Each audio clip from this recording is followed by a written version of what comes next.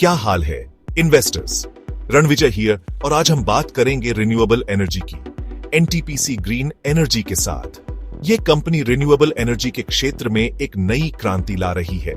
जैसा कि आप जानते हैं, दुनिया ग्रीन हो रही है और इंडिया इसमें सबसे आगे है। हम देख रहे हैं कि कैसे रिन्यूएबल एनर्जी प्रोजेक्ट्स देश को बदल रहे हैं। एनटीपीसी ग्रीन एनर्जी, जो कि पावर हाउस एनटीपीसी की सब्सिडरी है, इसमें पूरी तरह से इन्वॉल्व्ड है। ये कंपनी सस्टेनेबल फ्यूचर के लिए डेडिकेटेड है। सोलर और विंड एनर्जी में ये लोग बड़े बड़े काम कर रहे हैं और ये तो बस शुरुआत है। इनका विजन बहुत बड़ा है और ये उसे पूरा करने में लगे हुए हैं। एनटीपीसी ग्रीन एनर्जी का पूरा फोकस है नेचर की पावर को यूज करके एक क्लीन और ग्रीन फ्यूचर बनाना। ये लोग हर दिन नए नए प्रोजेक्ट्स पर काम कर रहे हैं। ये लोग सिर्फ बातें नहीं करते, काम भी करते हैं, और वो भी बहुत बड़े पैमाने पर। इनका डेडिकेशन और हार्ड वर्क देखने लायक है। धूप सोखते हुए बड़े बड़े सोलर फार्म से लेकर हवा में नाचते विंड टर्बाइंस तक, हर जगह इनकी मेहनत दिखती है। ये लोग इंडिया के लिए सस्टेनेबल एनर्जी इंफ्रास्ट्रक्चर बना रहे हैं। इनका लक्ष्य है कि हर घर तक क्लीन एनर्जी पहुंचे और देश का भविष्य उज्जवल हो। अब आते हैं असली बात पर, फाइनेंशियल्स पर। यह वो क्षेत्र है जहां असली कहानी छुपी है। एनटीपीसी ग्रीन एनर्जी के नंबर्स सच में इंप्रेसिव हैं। ये नंबर्स सिर्फ आंकड़े नहीं हैं, ये उनकी मेहनत और डेडिकेशन का प्रमाण है। हम बात कर रहे हैं एक ऐसी कंपनी की जो रॉकेट से भी तेजी से ग्रो कर रही है। ये ग्रोथ किसी जादू से कम नहीं है।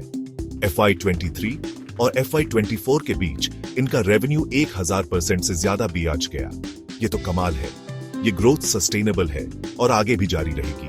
और ये कोई एक बार की बात नहीं है। इनका प्रॉफिट भी आसमान छू रहा है। ये कंसिस्टेंट परफॉर्मेंस का नतीजा है। लेकिन रुकिए, अभी और भी है। ये सिर्फ शुरुआत है। इनकी टोटल एसेट्स की कीमत पूरे RS 408.30 करोड़ है, जो एक बहुत बड़ी उपलब्धि है। और इनकी नेटवर्थ RSET 189.18 करोड़ है। ये नंबर्स उनकी फाइनेंशियल स्ट्रेंथ को दर्शाते हैं। ये कुछ सीरियस नंबर्स हैं दोस्तों। ये नंबर्स उनकी मार्केट पोजीशन को और भी मजबूत बनाते हैं। और ये देखिए, इनका ऑपरेटिंग प्रॉफिट मार्जिन 60% से ज्यादा है। ये मार्जिन उनकी ऑपरेशनल एफिशिएंसी को दर्शाता है। इसका मतलब है कि ये लोग इन्वेस्ट किए गए हर रुपये पर जबरदस्त कमाई कर रहे हैं। ये इन्वेस्टर्स के लिए एक बहुत बड़ी खुशखबरी है। तो इस जबरदस्त ग्रोथ के पीछे क्या राज है?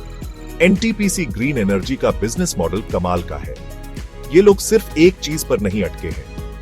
ये डाइवर्सिफिकेशन कर रहे हैं जैसे कोई प्रो करता है।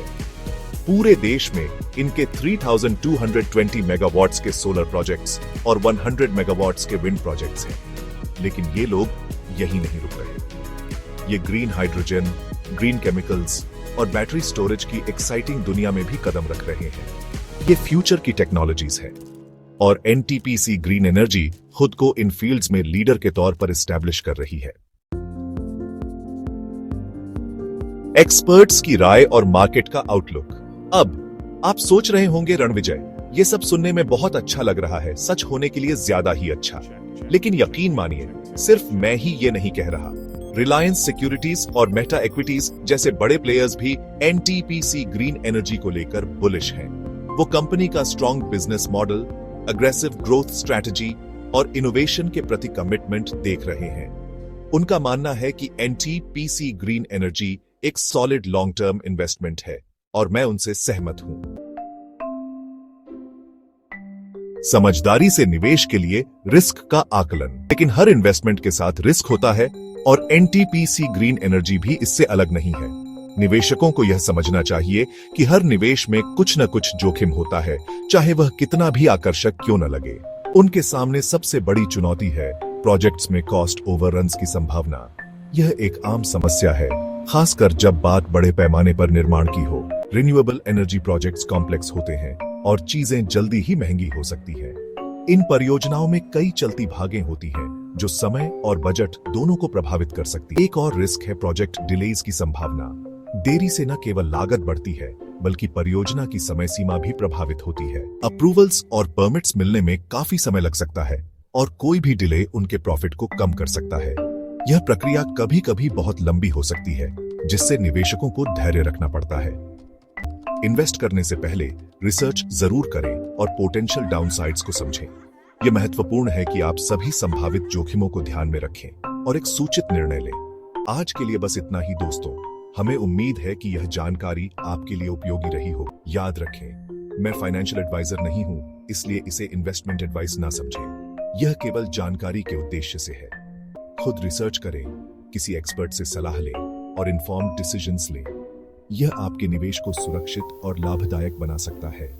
अगली बार तक keep it real and keep it green. हमें फॉलो करते रहें और